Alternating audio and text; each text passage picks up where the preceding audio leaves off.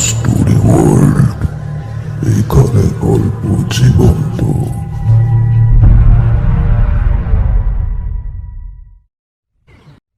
তোমরা তো আর জানো না কত বিচিত্র ঘটনা এই পৃথিবীর বুকে লুকিয়ে আছে।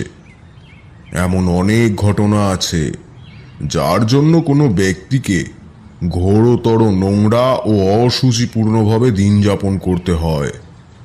কিশোরী আবার বলে উঠল, কি বলছেন? কি এরকম আবার হয় নাকি? তারানাথ আর রাগ করল না, আর চোখে একবার কিশোরীর দিকে তাকিয়ে বলল, অশুদ্ধ এবং অসুচিপূর্ণভাবে থাকতে গিয়ে কি ভয়ঙ্কর পরিস্থিতির সৃষ্টি হয়েছিল সেটা আমি জানি। সে বহুদিনের ঘটনা হে।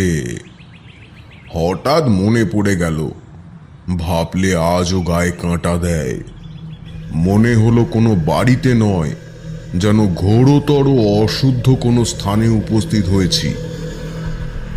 বাইরের বারান্দায় বাতি জ্বলছে ঠিকই, কিন্তু তাও আমার মনে হতে লাগলো আশেপাশের দেওয়াল এবং দরজা জানলাগুলো যেন নরকের এক একটা প্রেত। জানলা, দরজা আর দেওয়ালের ছদ্মবেশ ধারণ করে চুপচাপ বিশেষ কোনো মুহূর্তের অপেক্ষা করছে। নমস্কার শ্রোতা বন্ধুরা, দি বং স্টোরি ওয়ার্ল্ডের সমস্ত গল্প শুনতে আজই সাবস্ক্রাইব করুন আমাদের ইউটিউব চ্যানেল। আজকে আপনাদের জন্য রয়েছে তারানাথ তান্ত্রিকের গল্প দক্ষ পিশাচ। গল্পটা আমি রচনা করেছি, আপনাদের প্রিয় সুমন। আমি কোনো লেখক নই, তবে আমার চিন্তাধারা এবং কল্পনা শক্তি থেকে কলমে যেটুকু বেরিয়েছে, আশা করি হতাশ হবেন না, এবং অবশ্যই অনুগ্রহ করে গল্পটা কেমন লাগলো আপনাদের মূল্যবান মতামত আমাদের কমেন্ট করে জানাতে ভুলবেন না।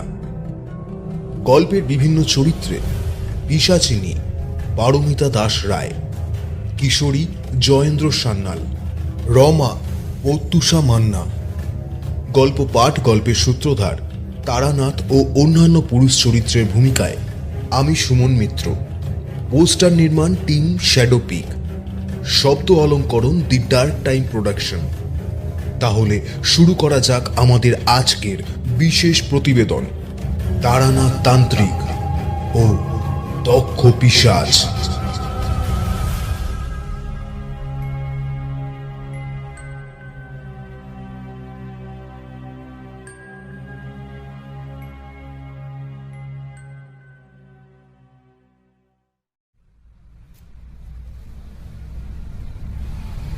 আজ মালিকের স্ত্রীর জন্মদিন। সেই সুবাদেই আপিস একটু তাড়াতাড়ি ছুটি হয়ে গেল। ধর্মতলার মোড়ে পৌঁছে দেখলাম হাত ঘড়িতে বাজে 4:15। বাড়ি যেতে আর ইচ্ছা করল না, তাই তারানাথের বাড়ির দিকে পা বাড়ালাম। মঠ লেনে তারানাথের বাড়িতে পৌঁছে কড়া নাড়তে গিয়ে দেখি দরজা খোলাই আছে।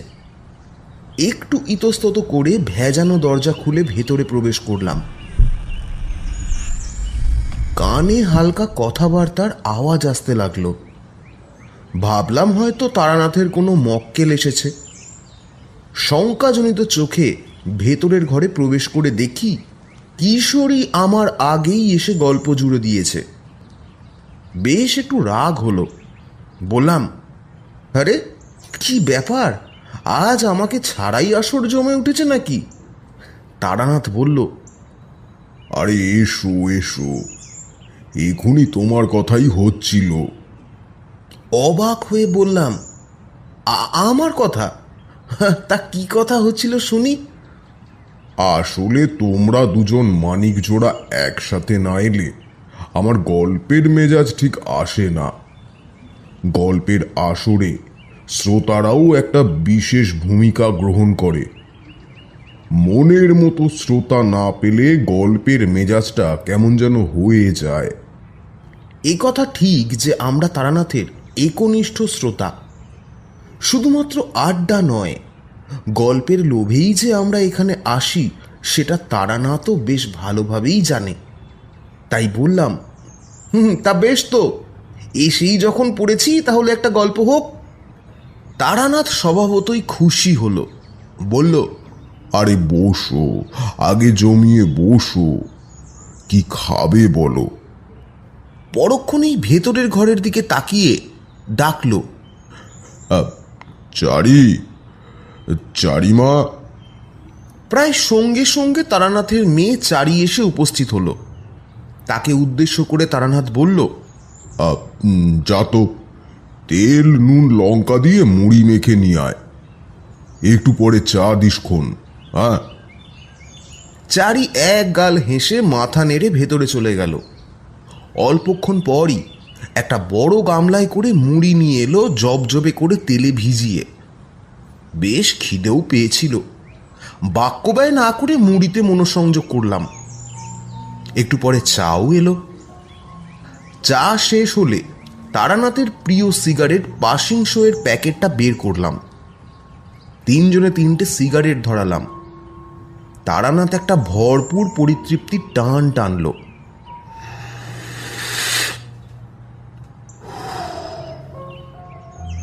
লক্ষ্য করে দেখলাম আজ তাকে কেমন যেন লাগছে। অন্যদিনে যেরকম একটা পরিষ্কার পরিচ্ছন্ন ভাব থাকে, আজ যেন সেটা নেই। পরনের ধুতি এবং পাঞ্জাবি দুটোই একটু ময়লা গোছের। তাই থাকতে না পেরে বললাম, আজ এরকম ময়লা বেশ ধারণ করে আছেন কেন? কিশোরী বলে উঠল, আরে এটাও এক ধরনের ছদ্মবেশ। আমার মনে হয় পাওনাদাররা খুব ঘন ঘন তাগাদা দিচ্ছে, হয়তো এটা তাদের ভরকি দেওয়ার নতুন পদ্ধতি। কিশোরী বরাবরই একটু ঠোঁট কাটা। প্রথম থেকেই দেখে আসছি তারানাথ তার কথাতে অল্পতেই চটে যায়। আজও সেই নিয়মের ব্যতিক্রম হলো না। বেশ একটু রাগি রাগি ভাব নিয়ে তারানাথ বলল, তুমি কি জানো হে আজকালকার ছোকরা, চারির শরীরটা কদিন যাবৎ ভালো যাচ্ছিল না, তাই আকাছা বস্ত্রই পরে বসে আছি। আমি তাড়াতাড়ি বলে উঠলাম, আরে ওর কথায় কিছু মনে করবেন না, ওর কাজই হচ্ছে ফোড়ন কাটা। তারানাথ চুপ করে গেল। তারপর আর একটা সিগারেট ধরিয়ে বলল,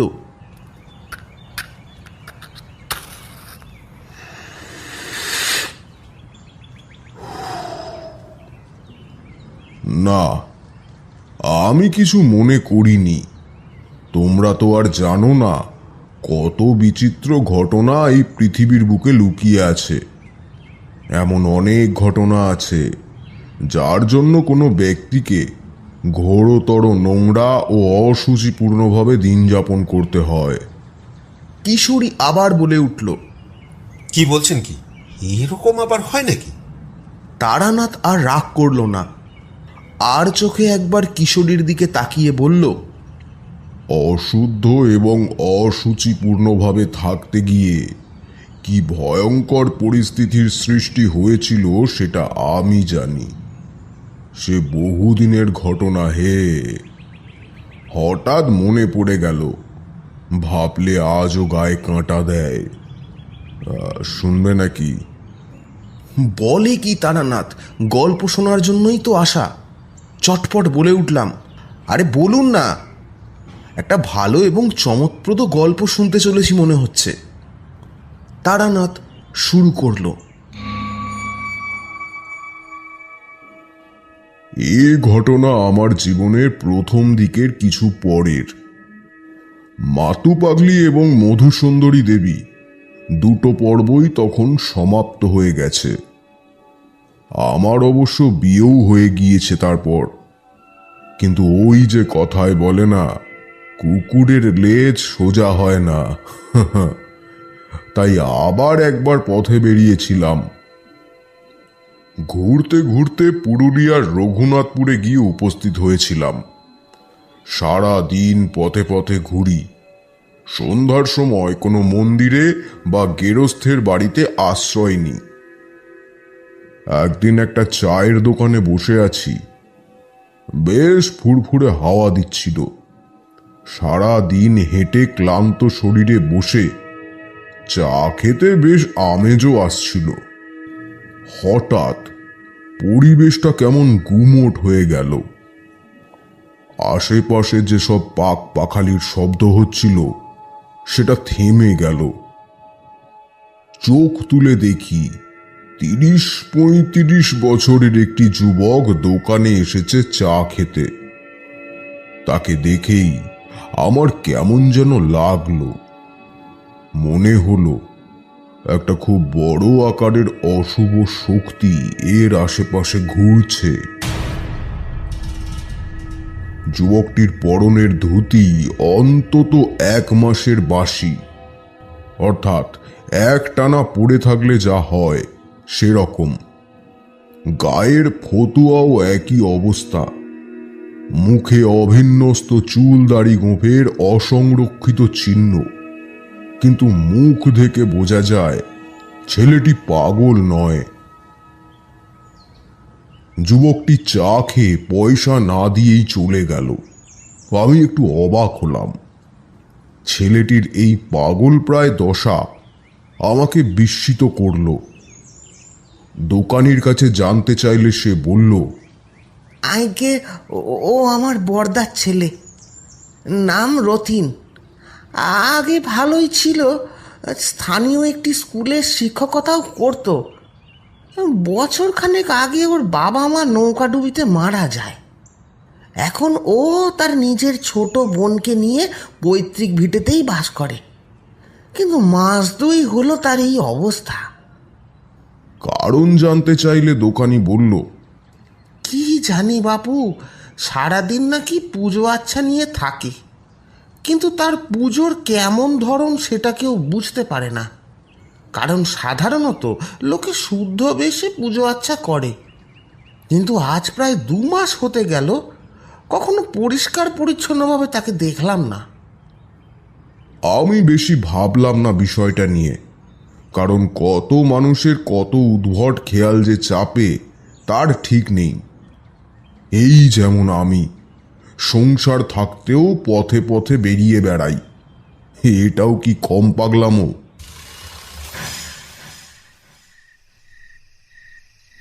সন্ধ্যার দিকে গ্রামের অন্তস্থ একটি মন্দিরে উপস্থিত হলাম। মন্দির প্রাঙ্গণ অন্ধকার, কারুর সাড়া শব্দ নেই। ভাবলাম, এটা কেমন হলো?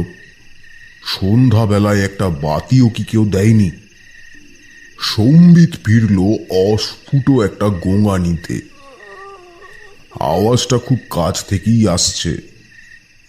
অন্ধকারে সামনে এগোতে গিয়ে পায়ে কিছু একটা ঠেকলো। একটা মানুষের দেহ। কাছে দেশলাই ছিল, কারণ আমি বিড়ি সেবন করতাম। একটা কাঠি জ্বালিয়ে সেই মিহি আলোতে দেখলাম একজন বৃদ্ধ ব্রাহ্মণ চিত হয়ে পড়ে আছে। তাড়াতাড়ি তাকে ধরে উঠে বসালাম। জিজ্ঞেস করলাম, আপনি ঠিক আছেন তো? এবারে সে ধীরে ধীরে উঠে দাঁড়ালো। তারপর বলল, ধন্যবাদ বাবা, তোমার মঙ্গল হোক। কি হয়েছিল আপনার? আমি এই মন্দিরের পুরোহিত। রোজকার মতো আজও সন্ধ্যা আরতি করার জন্য আমি এসেছিলাম, কিন্তু ধুতিতে পাটা ঝরিয়ে হঠাৎ পড়ে যাই, তারপর মাথাটা ঘুরে যায়। তা তুমি কে বাবা? তোমাকে আগে তো এই গ্রামে দেখিনি। আমি সামান্য পথিক, আশ্রয়ের উদ্দেশ্যেই মন্দির প্রাঙ্গণে এসে হাজির হয়েছিলাম। ও, তা তোমার পরিচয় মানে? বলে সে একটু কিন্তু কিন্তু করতে লাগলো। বুঝতে পেরে বললাম, চিন্তা নেই, আমিও ব্রাহ্মণ। শুনে বৃদ্ধটি যেন হাঁফ ছেড়ে বাঁচল। বলল, কি বলে ভগবানের লীলা! পড়ে গিয়ে কোমরে আর মাথায় বড্ড ব্যথা পেয়েছি বাবা। বুড়ো মানুষ, একা থাকি। তুমি এসেছো ভালোই হলো। আজ রাতটা না হয় আমার বাড়িতেই থেকো, আমি পাশেই থাকি। আমিও ঘাড় নেড়ে সম্মতি জানালাম। বৃদ্ধ সন্ধ্যা আরতি শুরু করলো। আমি মন্দিরের সিঁড়িতে বসে বসে দেখলাম। পুজো শেষ করে আমাকে প্রসাদ দিল, তারপর আমাকে সঙ্গে করে তার বাড়িতে নিয়ে এলো। বৃদ্ধের নাম হরেন ভট্টাচার্য। দুজনে মিলে বাতাসা দিয়ে মুড়ি খেতে খেতে গল্প হচ্ছিল। এই যেমন আমি কেন পথে পথে ঘুরি, কোথায় কোথায় ঘুরেছি, এই সব।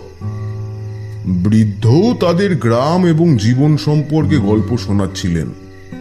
এমন সময় একটি বছর 17-18 বয়সী যুবতী মেয়ে এসে উপস্থিত হলো। সামনেই লণ্ঠন জ্বলছিল, তার আলোয় দেখলাম মেয়েটি সুন্দরী, কিন্তু পরনের পরিচ্ছদ যথেষ্ট ময়লা। সে এসে উদ্বিগ্নভাবে বলল, হরেন জেঠু, হরেন জেঠু, হরেন জেঠু, তাড়াতাড়ি তাড়াতাড়ি একবার চলুন, দাদা কেমন করছে। বৃদ্ধ তাড়াতাড়ি বলে উঠল, কি হয়েছে, কি হয়েছে ওর? জানি না, রোজকারের মতো ঘরের দরজা বন্ধ করে রেখেছিল, বলল পুজো করছে, কিন্তু কিছুক্ষণ আগে হঠাৎ দরজা খুলে বেরিয়ে এলো। তার চেহারা দেখে আমি ভয় পেয়ে গেলাম। সারা গায়ে ঘাম, চোখ দুটো রক্তবর্ণ। আমাকে দেখে কেমন দাঁত কিরমির করে বলতে লাগলো। তাই তাই ভয়ে তোমার কাছে বলতে এলাম। মা, আমার কোমরে বড্ড ব্যথা, তুই বরং একে নিয়ে যা, আমি আস্তে আস্তে আসছি। তারপর আমার দিকে তাকিয়ে বললেন, বাবা, আর একটা উপকার করে দাও। ওর নাম রমা। এই হতভাগা মেয়েটির সাথে একটু যাও বাবা। মা বাবা আর ছেলে মেয়ে দুটো খুব কষ্টে দিন কাটাচ্ছে। দেখো তো কি বিপদ হলো। মেয়েটি তখন করুণ দৃষ্টিতে আমার দিকে তাকালো। আমি তৎক্ষণাৎ উঠে দাঁড়িয়ে বললাম, চলো দেখছি। মন্দির থেকে তাদের বাড়ি বেশি দূরে নয়, কিন্তু বাড়ির চৌকাটে প্রবেশ করবার সঙ্গে সঙ্গে আমার শরীরের মধ্যে কেমন একটা অস্বস্তির সৃষ্টি হলো। মনে হলো কোনো বাড়িতে নয়, যেন ঘোরতর অশুদ্ধ কোনো স্থানে উপস্থিত হয়েছি। বাইরের বারান্দায় বাতি জ্বলছে ঠিকই, কিন্তু তাও আমার মনে হতে লাগলো আশেপাশের দেওয়াল এবং দরজা জানলাগুলো যেন নরকের এক একটা প্রেত। জানলা, দরজা আর দেওয়ালের ছদ্মবেশ ধারণ করে চুপচাপ বিশেষ কোনো মুহূর্তের অপেক্ষা করছে। মেয়েটি ততক্ষণে ছুটে বাড়ির মধ্যে প্রবেশ করেছে। অচিরেই তার একটি অস্ফুট আর্তনাদ কানে এলো। দাদা, দাদা, দাদা, কি হয়েছে, কি হয়েছে? তোর চোখ খোল দাদা। কাল বিলম্ব না করে আমি বাড়ির ভেতর প্রবেশ করলাম। ভিতর ঘরে পৌঁছে দেখলাম মেঝের মধ্যে কাত হয়ে পড়ে আছে সেই ছেলেটি যাকে চায়ের দোকানে দেখেছিলাম। শরীরটা কেমন মুচড়ে দলা পাকিয়ে পড়ে আছে, চোখ দুটো উল্টানো, মুখ দিয়ে গেঁজলা বেরিয়ে ঠোঁটের পাশে ফেনা জমে আছে। কাছে গিয়ে মেয়েটিকে উদ্দেশ্য করে বললাম, এই তুমি তাড়াতাড়ি জল নিয়ে এসো। মেয়েটি প্রায় সঙ্গে সঙ্গে এক বালতি জল এবং একটি ঘটি নিয়ে এলো। ঘটিতে করে জল নিয়ে ছেলেটির মুখে এবং মাথায় ঢালতে শুরু করলাম, যেন এক প্রকার তাকে স্নান করানো হচ্ছে। অল্প কিছুক্ষণ পরই ছেলেটির জ্ঞান ফিরে এলো। ততক্ষণে সেই বৃদ্ধও এসে পৌঁছেছে। আরো মিনিট 10 পরে ছেলেটি সম্পূর্ণ সুস্থ হয়ে উঠল। পরক্ষণেই দেখলাম ছেলেটি তড়াক করে লাফিয়ে উঠে দাঁড়ালো, তারপর আমাদের দিকে হতবাকের মতো এক পলক তাকালো। তারপর পাগলের মতো নিজের মুখ, মাথা, পরনের ধুতির কোঁচা খুলে মুছতে শুরু করলো, আর তার সাথে বলতে থাকলো, এটা আপনারা কি করলেন? আপনারা কি করলেন? এটা কি করলেন? তার ভাব দেখে মনে হলো আমরা যেন ঘোরতর কোনো অপরাধ করে ফেলেছি, যেন জল নয় তার গায়ে এমন কিছু দিয়ে ফেলেছি যার ফলে তার খুব ক্ষতি হয়ে গেছে। পরক্ষণেই ছেলেটি পুনরায় একটি ঘরে ঢুকে ভেতর থেকে দরজা বন্ধ করে দিল।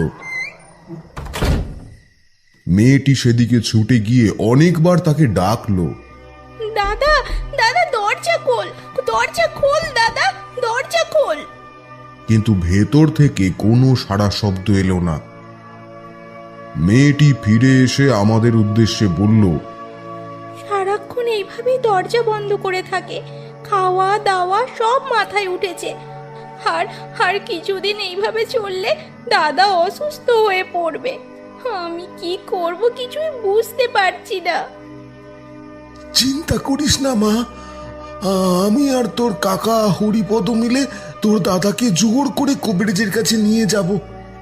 আচ্ছা, আমরা তাহলে এখন আসি, কোনো অসুবিধা হলে আমাদেরকে ডাকিস, হ্যাঁ মা? এই বলে আমরা মেয়েটির বাড়ি থেকে চলে এলাম। রাতে আর বিশেষ কোনো কথা হলো না, সামান্য কিছু আহার করে শুয়ে পড়লাম। সারাদিন পথ চলার ক্লান্তি শরীরের মধ্যে ছিল, তাই ঘুম আসতে বিশেষ বেগ পেতে হলো না। রাতে আশ্চর্য স্বপ্ন দেখলাম। স্বপ্নে এক সাধু বাবা এসে বললেন, আর একটা দিন এখানে থেকে যা, এখানে তোর প্রয়োজন আছে। চিন্তা করিস না, আমি পাশে আছি।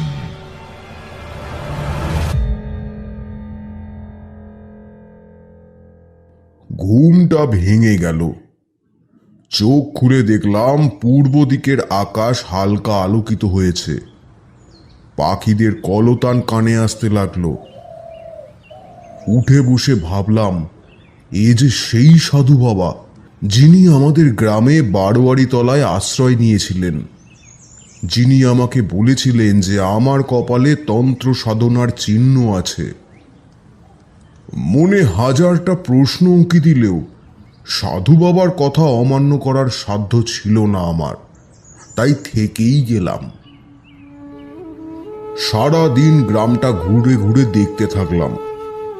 গ্রামের মধ্যে একটি সুবিশাল পুকুর ছিল, সেখানে কত লোক মাছ ধরছিল। আমি সেই দেখে বেশ কিছুটা সময় কাটালাম। আমারও শৈশবের কথা মনে পড়ছিল। তারপর দুপুরে বৃদ্ধর সাথে মধ্যাহ্ন ভোজন করে একটু জিরিয়ে নিলাম। সন্ধ্যার কিছু আগে সেই চায়ের দোকানে বসে আছি, হঠাৎ আকাশ মেঘে ছেয়ে গেল। বৃদ্ধ বলল, ওই দেখো, অন্ধকার করে এলো যে, ঝড় বৃষ্টি হতে পারে। যাই, তাড়াতাড়ি সন্ধ্যা আরতিটা সেরে আসি বাবা। এই বলে সে উঠে দাঁড়ালো। তারপর আমাকে বলল, তুমি বরং আমার বাড়িতে গিয়ে অপেক্ষা করো। ফিরতে ফিরতে দেখলাম দোকানিও তাড়াতাড়ি করে দোকান বন্ধ করতে উদ্যত হয়েছে। আমি বৃদ্ধের বাড়িতে ফিরে দাওয়াতে বসে থাকলাম। কিছুক্ষণ পর বৃদ্ধ ফিরে এলো। আরও কিছুক্ষণ পর শুরু হলো প্রবল বৃষ্টি, তার সাথে পাল্লা দিয়ে প্রবল বেগে ঝড়। ওহ, গ্রামের ঝড় বৃষ্টির কথা তোমরা তো জানো না, সে কি দাপট। এমনিতেই কৌশিকী অমাবস্যা, তার উপর এই দুর্যোগ। ভাবলাম পথে থাকলে আজ কপালে চরম দুর্ভোগ ছিল, হয়তো সেই কারণেই সাধু বাবা স্বপ্নে দর্শন দিয়েছিলেন। কিন্তু তখনও বুঝিনি কি ভীষণ ভয়াবহ মুহূর্ত অপেক্ষা করে রয়েছে। রাত্রে আহার শেষ করে সবে একটি বিড়ি ধরিয়েছি। ঝড় বৃষ্টি অনেকক্ষণ আগেই থেমে গেছে, তার বদলে কানে আসছে একটানা ঝিঁঝি পোকার ডাক। বৃদ্ধ শোবার উপক্রম করছে, এমন সময় বাইরে একটি নতুন শব্দ শোনা গেল। মনে হলো বৃষ্টিতে জমা জল ভেঙে কেউ যেন বাড়ির দিকে এগিয়ে আসছে। অল্পক্ষণ পরই সামনে এসে দাঁড়ালো কালকের সেই মেয়েটি। লণ্ঠনের ম্রিয়মান আলোয় দেখলাম মেয়েটির পরনের বস্ত্র ছিন্ন ভিন্ন, চোখে কালশিটের দাগ, ঠোঁটের কোণ দিয়ে রক্তের ধারা বইছে, সারা শরীর যেন থরথর করে কাঁপছে। কিন্তু অবাক লাগলো মেয়েটি চুপচাপ দাঁড়িয়ে আছে দেখে। মেয়েটি কিছু বলবার আগেই আমি উত্তেজিত কণ্ঠে বলে উঠলাম, ও কি কি হয়েছে তোমার? এই অবস্থা কেন? আমার কথা শুনে বৃদ্ধ ততক্ষণে ঘর থেকে বেরিয়ে এসেছে। মেয়েটির অবস্থা দেখে সেও হতবাক। এবার মেয়েটি বলে উঠল, দাদাকে বাঁচান। তুই এখানে বস মা, আমরা এক্ষুনি যাচ্ছি তো দাদার কাছে। তুই বস মা, বস বস। দেখলাম মেয়েটি কিন্তু বসলো না, ওখানেই দাঁড়িয়ে রইল। আমরা তাড়াতাড়ি রওনা দিলাম মেয়েটির বাড়ির উদ্দেশ্যে। পথে যেতে যেতে আমার মনের মধ্যে বিপদের ঘন্টা বেজে উঠল। মনে হলো কিছু একটা অঘটন ঘটতে চলেছে। তোমরা তো জানো, ভালো বা মন্দ কোনো কিছু ঘটবার আগে আমি একটা আভাস পেতাম, সেই ক্ষমতা আমার মধ্যে ছিল।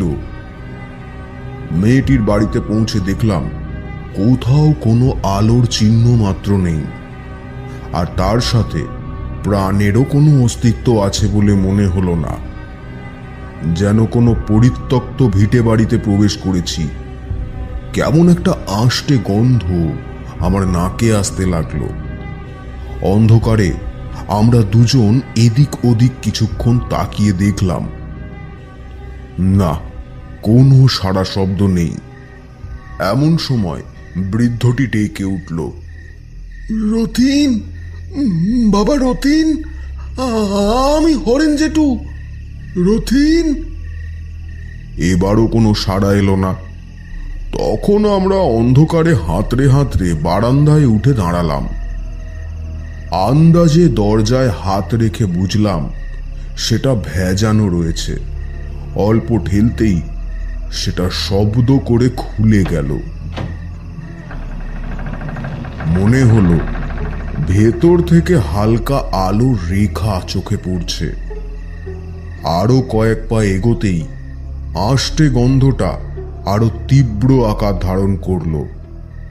ঝড় বৃষ্টি হওয়ার দরুন বাইরের প্রাকৃতিক পরিবেশ যথেষ্ট ঠান্ডা, কিন্তু এই বাড়ির ভেতরের পরিবেশ দম বন্ধ করবার মতো। যেমন গুমোট তেমন গরম, আর সেই রকম নিস্তব্ধ। হঠাৎ বৃদ্ধটি প্রায় চেঁচিয়ে উঠল, ওখানে কি একটা পড়ে আছে না? এগিয়ে গিয়ে যা দেখলাম তাতে আমাদের দুজনেরই হৃৎপিণ্ড কেঁপে উঠল। সেই অল্প আলোতেও স্পষ্ট দেখলাম মেঝের ওপর দুমড়ে মুচড়ে পড়ে আছে একটি শরীর। দেখেই বোঝা যায় সেই শরীরে প্রাণের লেশ মাত্র নেই। শুধু প্রাণ কেন, শরীরের কোথাও একবর্ণ রক্ত আছে বলেও মনে হলো না। আর সব থেকে আশ্চর্যের, মৃতদেহটি সেই মেয়েটির। বৃদ্ধটি কাঁপা কাঁপা গলায় বলে উঠল, কি করে সম্ভব? এই তো একটু আগে। বৃদ্ধের কথা শেষ হতে না দিয়ে সামনের দরজাটি সশব্দে খুলে গেল। তারপর ঘর থেকে বেরিয়ে এলো রথিন। রথিন বললাম ঠিকই, কিন্তু সে আসলে তখন অন্য কেউ। দুটো চোখ জ্বলন্ত ভাটার মতো, হাত দুটো সামনের দিকে প্রসারিত, মুখটা হাঁ করা, তার থেকে টাটকা রক্তের ধারা বইছে। সব থেকে আশ্চর্যের, তার শরীর ঘিরে কুণ্ডলি পাকাচ্ছে একটা কালো ধোঁয়া। ঘর ঘর করে গলার ভেতর থেকে শব্দ বার করতে করতে রথিন এক পা করে আমাদের দিকে এগিয়ে আসছে।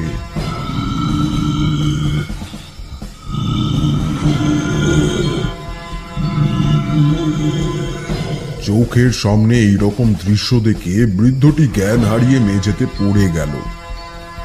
আমার ততক্ষণে মনে মনে গাত্রবন্ধন করা হয়ে গেছে, কিন্তু তাও আসন্ন বিপদকে চোখের সামনে দেখে আমি সাধু বাবাকে স্মরণ করলাম। রথিন এখনো এগোচ্ছে, তার সাথে তীব্র হচ্ছে সেই আঁশটে গন্ধ।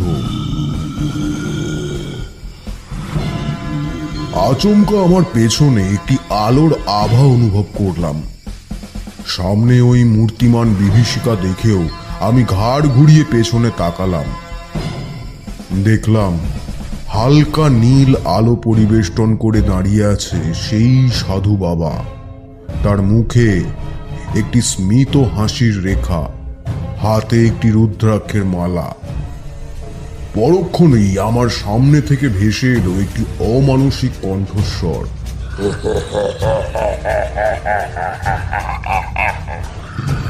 তুই আমাকে আটকাতে পারবি না, আজ আমার দিন। বহু বছর ধরে এই দিনটার জন্য অপেক্ষা করছিলাম, আজ আমার অপেক্ষার শেষ। আমার যা দরকার তা পেয়ে গেছি, বাকি শুধু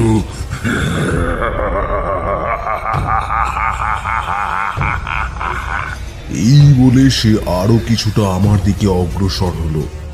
সেই মুহূর্তে আমি দিকবিদিক জ্ঞান হারিয়ে পুনরায় সাধু বাবার দিকে তাকালাম।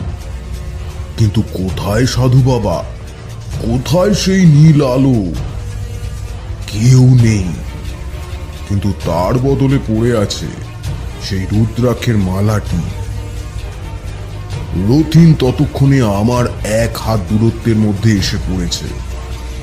আমি কাল বিলম্ব না করে মেঝে থেকে কুড়িয়ে নিলাম সেই রুদ্রাক্ষের মালা। তারপর সোজা সেটা ছুঁড়ে দিলাম রথিনের মাথা লক্ষ্য করে। মালাটা গিয়ে আটকে গেল রথিনের গলার মধ্যে।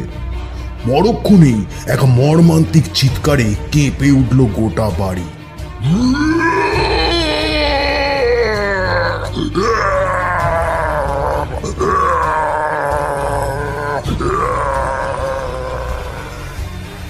তারপর চোখের সামনে পরিবর্তন হতে শুরু করলো রথিনের চেহারার।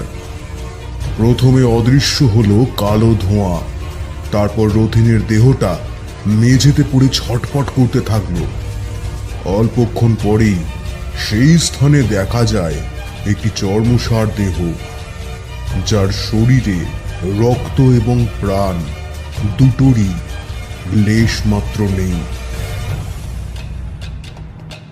ভেবেছিলাম সব শেষ, কিন্তু তখনও বুঝিনি এখনো গল্প বাকি আছে। এরপর ঘরের ভেতর থেকে শুনতে পাওয়া গেল একটা তীব্র চিৎকার। সাহস করে দরজার সামনে গিয়ে দেখি ঘরের ঠিক মাঝখানে অবস্থান করছে একটি 1 বিঘত লম্বা মূর্তি। তাকে ঘিরে জ্বালানো আছে বেশ কয়েকটি মোমবাতি। মোমবাতির আলোয় স্পষ্ট দেখা যাচ্ছে মূর্তির বীভৎস রূপ। কুচকুচে কালো তার গায়ের রং, শরীরটা নারীর, কিন্তু মুখটা সরীসৃপ জাতীয় কোনো প্রাণীর। আমার মনে হলো আর্তনাদ আসছে ওই মূর্তির মধ্যে থেকেই। এবার মূর্তিটাকে বেষ্টন করে পুনরায় দেখা দিয়েছে কালো ধোঁয়ার রেখা। হঠাৎ ভেসে আসে এক অমানসিক নারী কণ্ঠস্বর। নারী বললাম ঠিকই, কিন্তু ঠিক নারীর নয়। আমাকে জন্মাতে দিবি না? তবে তুইও মর। সঙ্গে সঙ্গে দুলে উঠল সমস্ত ঘর। আমি ততক্ষণে কি করব ঠিক করে ফেলেছি। কাল বিলম্ব না করে পুনরায় মৃত রথিনের গলা থেকে রুদ্রাক্ষের মালাটি খুলে মূর্তির মধ্যে পরিয়ে দিলাম। পরক্ষণে আরো একটি চিৎকারের সঙ্গে কেঁপে উঠল গোটা বাড়ি।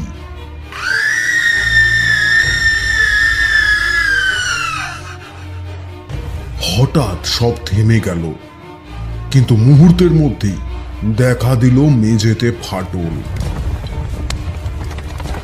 ও সে কি দৃশ্য!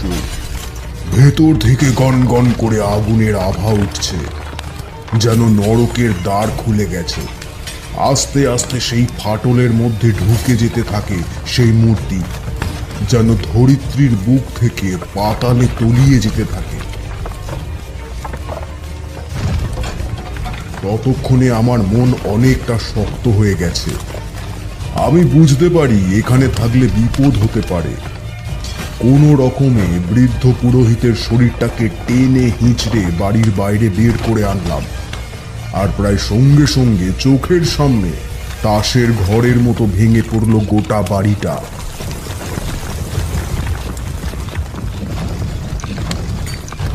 সেই শব্দে আশেপাশের লোক এসে জড়ো হয়ে যায়। সবাই তখন আমাদের ধরাধরি করে বৃদ্ধের বাড়ি নিয়ে আসে।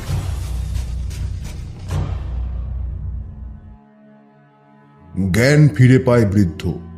সুস্থ হতে বেশ খানিকটা সময় নেয়। তারপর ধীরে ধীরে সবকিছু বলে গ্রামবাসীকে। শুনে গ্রামের লোক স্তম্ভিত হয়ে যায়। এই ঘটনার পরদিনই আমি সেখান থেকে চলে আসি। বাড়ির জন্য খুব মন কেমন করছিল। হাজার হোক, আমারও তো পরিবার আছে। এতটা বলে থামল তারানাথ। তারপরে একটি সিগারেট ধরালো। কিশোরী বলে উঠল, কিন্তু রথিনের এরকম দশা হলো কেন, সেটা তো কিছুই বুঝলাম না। আর মেয়েটি যদি মরেই গিয়েছিল, তাহলে আপনাকে ডাকলো কি করে?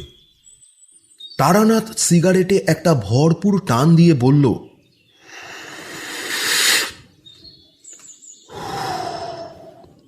আমার গল্প এখনো শেষ হয়নি, আর একটু বাকি আছে। আসলে সেই ছেলেটি অর্থাৎ রতিন একটি বিশেষ সাধনায় লিপ্ত ছিল, যদিও সেটা স্বেচ্ছায় নয়। যে মূর্তিটি তার বাড়িতে দেখেছিলাম তার নাম তক্ষপিশাচ। চাইলেও এরা মনুষ্য সমাজে যে কোনো রূপ ধরে প্রকট হতে পারে না। পারে তখনই তার পুজোর প্রথম ধাপ সম্পন্ন হলে, তাও সেটা ক্ষণিকের জন্য। পৃথিবীর বুকে এদের সম্পূর্ণভাবে আবির্ভাব হতে হলে প্রথমে কোনো মানুষকে আকর্ষিত করতে হয় তার মূর্তির দ্বারা। এই আকর্ষণকরণের বিশেষ কিছু লক্ষণ আছে।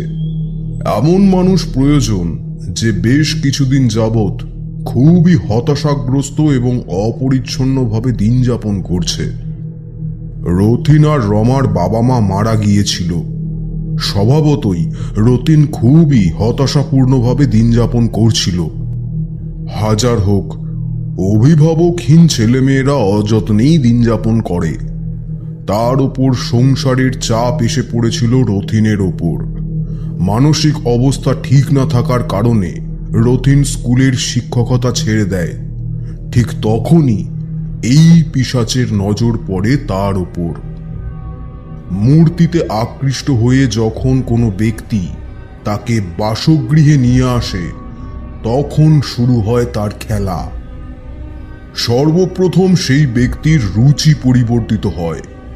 পরিষ্কার পরিচ্ছন্নতা ত্যাগ করে দিনের পর দিন অশুদ্ধ ও নোংরা বেশে দিন যাপন করতে থাকে। ক্ষুধা তৃষ্ণা লোপ পেয়ে যায়। এমনকি সামাজিক মেলামেশাও বন্ধ হয়ে যায়। মূর্তিটি বাধ্য করে সর্বক্ষণ সেই ব্যক্তিকে তার সম্মুখে রাখতে। তারপর ধীরে ধীরে সেই ব্যক্তির শরীরের মধ্যে নিজের প্রাণ প্রতিষ্ঠা শুরু করে এই মূর্তি। কোনো বিশেষ তিথি নক্ষত্রে জন্মগ্রহণ করে সেই পিশাচ। জন্মগ্রহণ বলতে পিশাচ কিন্তু ভূমিষ্ঠ হয় না, কবজা করা শরীরটার মধ্যেই নিজের বাসগৃহ গড়ে তোলে। পিশাচের এই অভিসন্ধি পূর্ণতা লাভের পরই একটি বিশেষ জিনিসের দরকার হয়। সেটা হলো কোনো পৈতেধারী ব্রাহ্মণের রক্তের।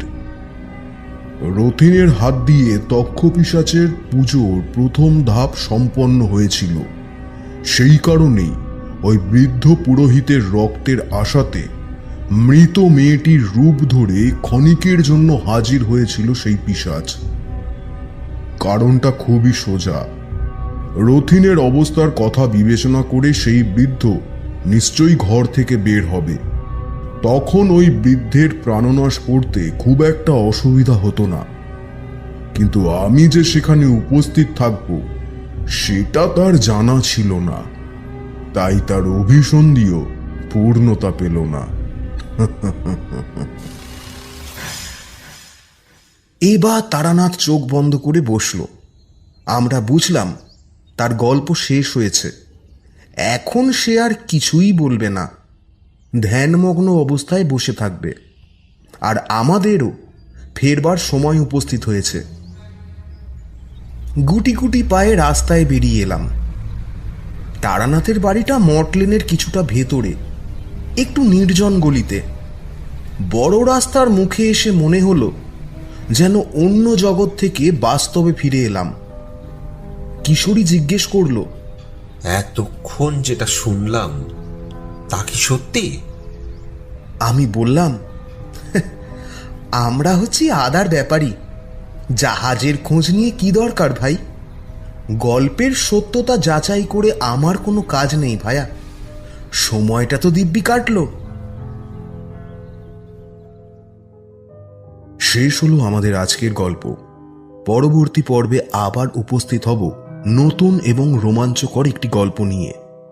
ততক্ষণ সবাই সুস্থ থাকুন এবং অবশ্যই চ্যানেলের সঙ্গে থাকুন। নমস্কার।